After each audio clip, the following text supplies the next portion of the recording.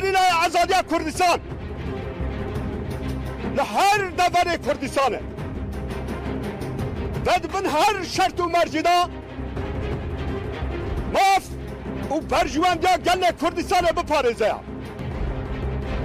شر گریلای کردستان هیرو لهمبر داگر کریا ترکیه لهمبر همه برماین القاعده و داعشه پیش دخه شر نتویه شر دموکراسیا حرمه یا و شر پیروز دا جبا کو گریلای آزادیا کردستان بسر بکوه کی توش لسر بکوه و وی پک بینه ام وک گریلای آزادیا کردستان وک فداین اپوجی دوا سردمی دا اما هر دمکی بهتر برجوانده گل خواب پاریزن شرکی دجوار اما پیش بخن برا دنیا حمل رابط تماشه که انباحت قبل باسن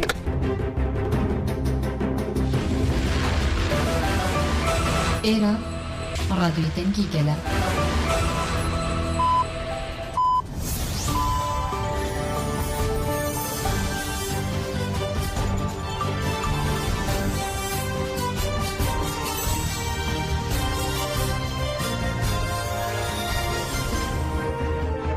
جناب دانشیان رادیو دنگ گلدن باشکودارین هیجا ایرو 29 ترمه 2024 دوشنبه بروکسل ساعت نه آمده ده hemen o çenserisi be peşkeş bikin demdem azadi araya berapoya.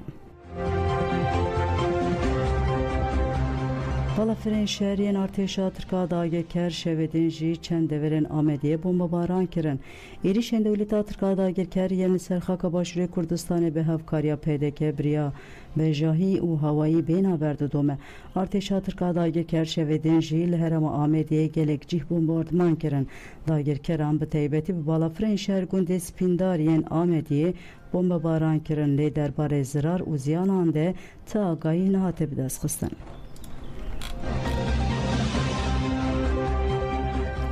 Di drone li Kobanê hate xistin li gorî agahiyên ji ajansa hawarê hatiye girtin saat 6:00 vê sibehê de şervanê Mesa leşkerî ya Kobanê di droneyên artêşa Tirka Dagirker ku li asmana gundê Şêxler ê bajarê Kobanê digeriyan xistine xwarê.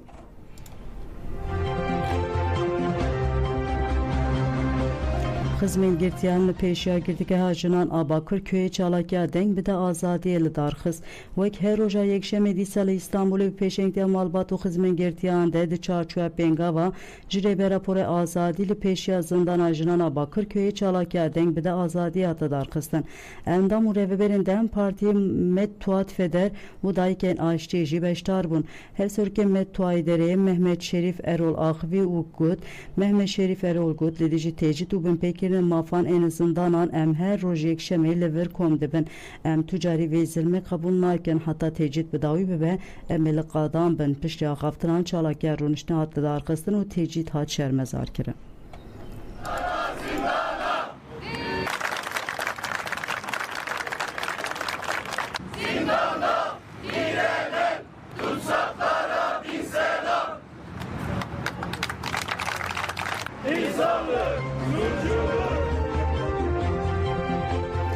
Tülay Hatimoğulları got emli benda herkezine ku beştari govenda azadiye bibin hevseruka giştiya Dem Parti Tülay Hatimoğulları de çarçoya kampanyanan u adalete de duhçu serdana şaredariye elihi u ligel valatiyan bidahul u zurnere govend giredan.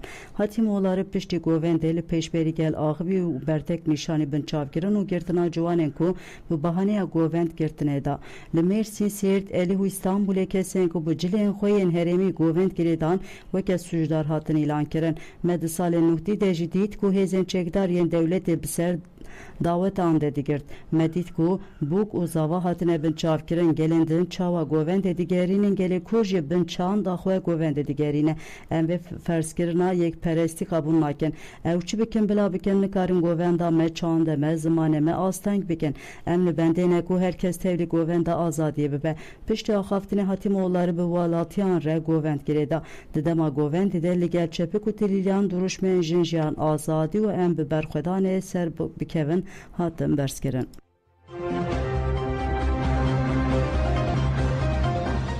Lirahayê dijminatiya li dijî Kurdan bi govendê hat protesto kirin rêveberên Dem Partiyên Kara Köprü li dijî girtina ciwanên ku govendgerê bertek nîşandan û wan jî govendgerê da û stranê Kurdî gotin.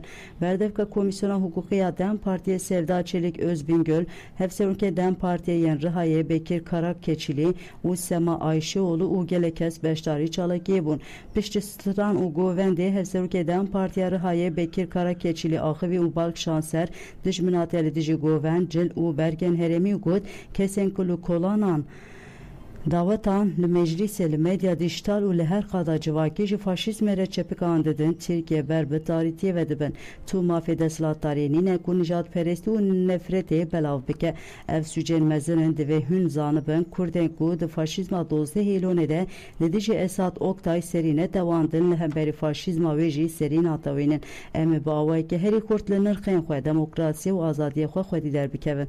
Daxuyanî bi duruşmeyan bidawî bû. Heman daxuyanî û çalakiya şermezarkinê li navçeyên Pirsûz, Xelfetî, Curnereş, Serêkaniyê, Wêranşehîr, Hewak û Birêcikê jî hate pêkanî. Piştîwanê li Amêdê jî nivîsên bi Kurdî yên hêdî û pêşî peya hatin boyaqkirin. Şevêdin di derengiya şevê otomobîlek, kamyoneke û wasayîteke bi markaya Rangerê hatine pêşiya şaredariya bajarê mezin Amêdê. Kesê ji wasayîtê Rangerê peya bûne û di kelekê wê de çek hebûne li devera lambeyên trafîkê hatin û çûna wasayîtan kontrol kirine. Piştî jî du kesên ji wasayîtê peya bûne û derdor kontrol kirine. Kesên din jî bi firçe û boyaxa nivîsên bi Kurdî reşkirine.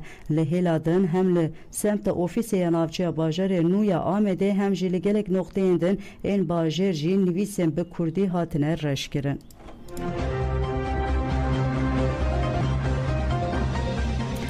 Di çavên Dewleta Tirk de Kurd hemû dijminên nivîskar Letîf Fatîh Fereş tekildarî êriş û dagirkeriya Dewleta Tirk anîfer axivî. Ji serdema Osmaniyan ve Tirk ve her tim xwestiya gelê Kurd ji holê rakin.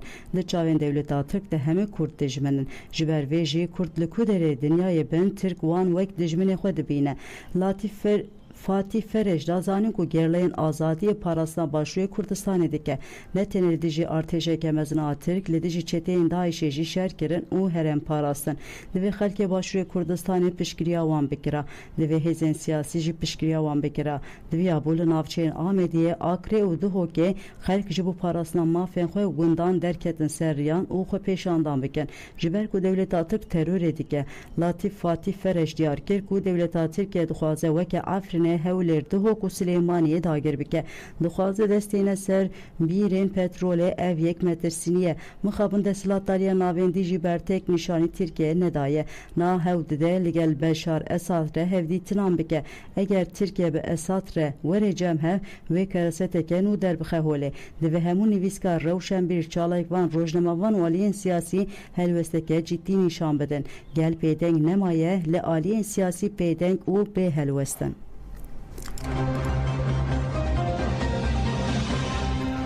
Berdevkên avênda çand û hunerê ya Rûşlatê Kurdistanê ya li Awropa hunermend Hamîd Urmiye got pêwîst e seferberiyek bide destpêkirin. Hamîd Urmiye ji anîfera axivê got armanca Dewleta Tirka dagirkirina giştiya başûrê Kurdistanê.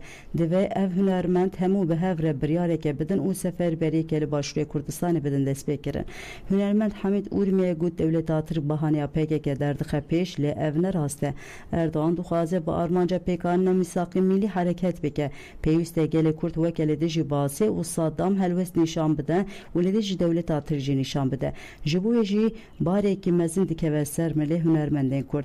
Divê di nava hêzên siyasiyên Kurdistanê de bibin pireke. Bêguman divê mamosteyên olî, helbestvan, sînemevan, nivîskar û rewşenbîrên Kurdî teva li dijî êrişên dagirkeriyê bi erka xwe rabin.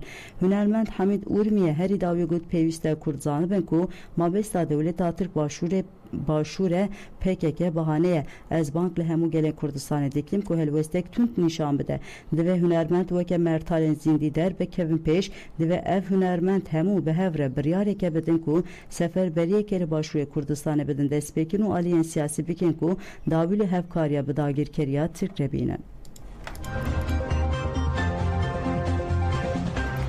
Tevgerên Kurdistanê divê Kurdistanê ji dagirkeran biparêzin. Nûnera Partiya Nûjenî û Demokratî ya Sûriyê Heyfa Mahmûd ji nefera axivî û piştgiriya PDK ya ji dewleta Tirkiye dagirkirina Başûrê Kurdistanê şermezar kir û bank li hemû Tevger Partî û PKK'yên Kurdistanê kir ku parastina Kurdistanê bikin. Heyfa Mahmûd balkişan ser pêdengiya desthilatdariya Iraqê got dewleta Tirk tenê li Mosulê ranawaste wê heta bi Baxdê jî biçe. Çeteyên Daişê jî bi vê armancê li Başûrê Kurdistanê biçkirine. Dewleta Tirka dagirker bi îtifaqa hêzên navnetewê êrişên dagirkeriyê dike. Tê zanin ku dewleta Tirk dijminê gelane lê tişta ku PDK dike şermek mezine rê li ber dagirkeriya herêmê vekir. Bila PDK zanin be ku PKK bahane û armanca dewleta Tirka dagirkirina tevaya herêmeye. Heyfa Mahmûd herîdawî bank li gelê herêmê kir ku mîna li dijî Saddam têkoşîn kir li dijî hêzên dewleta Tirka dagirker jî têkoşînê bikin û destkeftiyên xwe biparêzin.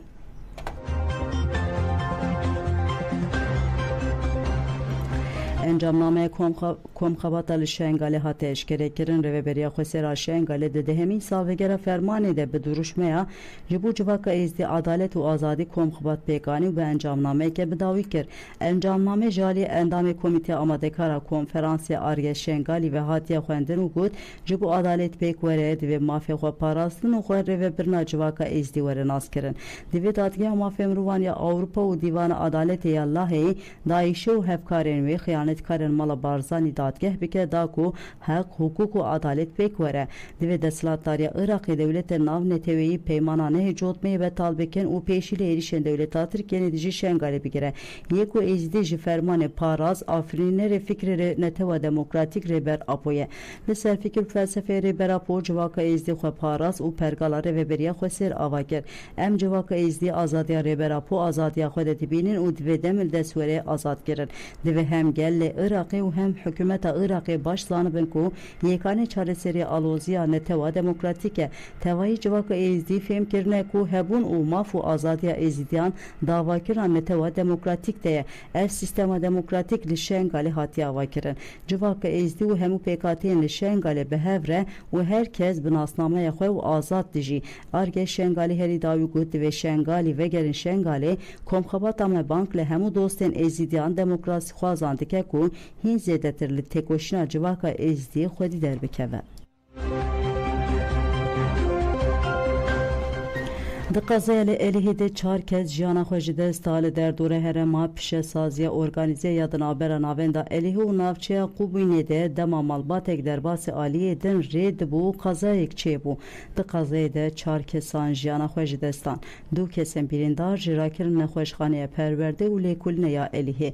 Cenazeyên Süleyman ê 45 salî, İlyas 35 salî, Denhîr 3 salî û Sefa 5 salî Oğuz rakirin morga nexweşxaneyê.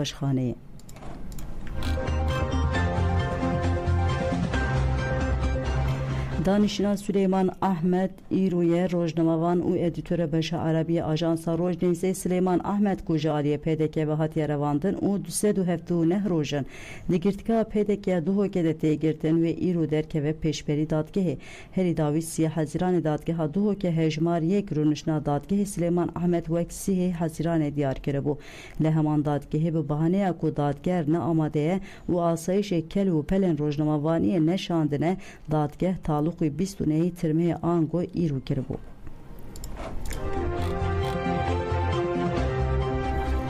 Li Mêrsînê turnuvaya futbolê ya Gülistan Doku bi dawî bû turnuvaya futbolê ku Meclisa Ciwanan ya Dem Partî li ser navê Gülistan Doku ku ji 5 îlona 2020 ve agahî jê nayê girtin li darxist. Turnuva duh li Mêrsînê bi dawî bû. Rêveberên Dem Partiyê yên navend û navçe û gelek kes tevlî maça finalê bûn.